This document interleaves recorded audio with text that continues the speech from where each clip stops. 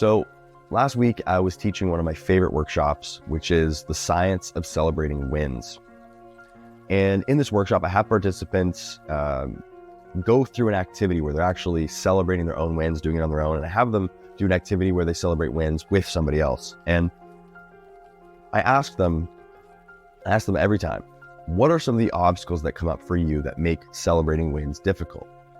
And a number of things come up, but I'm going to focus on one set of things today, two things, one set of things.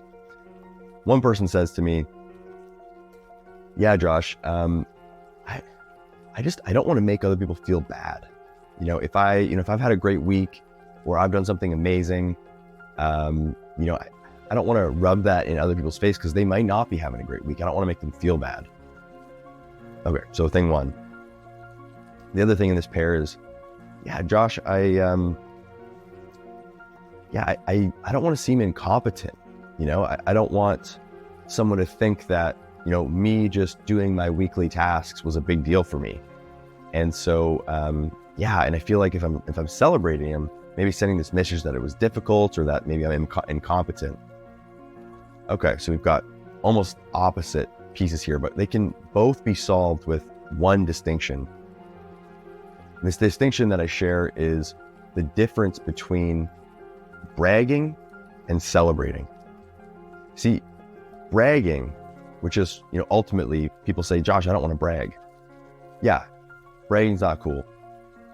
Bragging is a form of manipulation. You're saying what you think is going to create the response in the people around you that you want, right? You're saying something that you think is going to make people like you or think you're great.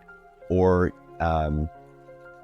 and similarly, it's the same thing you're doing actually when you're not celebrating, you're just kind of downplaying your wins.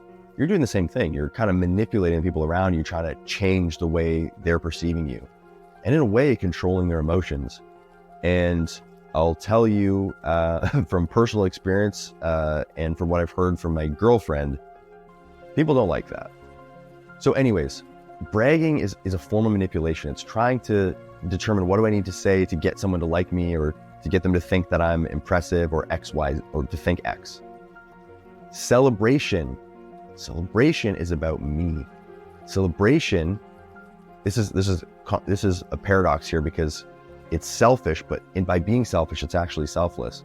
By celebrating me, I'm actually sharing what's important to me, what's impactful to me, what makes me feel proud, what makes me feel good inside. And by sharing that, that's just sharing who I am. That's part of connecting as humans. And when we do that, it's actually a huge gift. It's a deposit to the people around us when we truly celebrate. And so bragging actually is a form of manipulating the people around us, and it ends up being a withdrawal in those relationships. It's not good for the relationships, and people feel that. But celebrating is actually a deposit. Not only does it help people feel good, but it helps people understand and know us.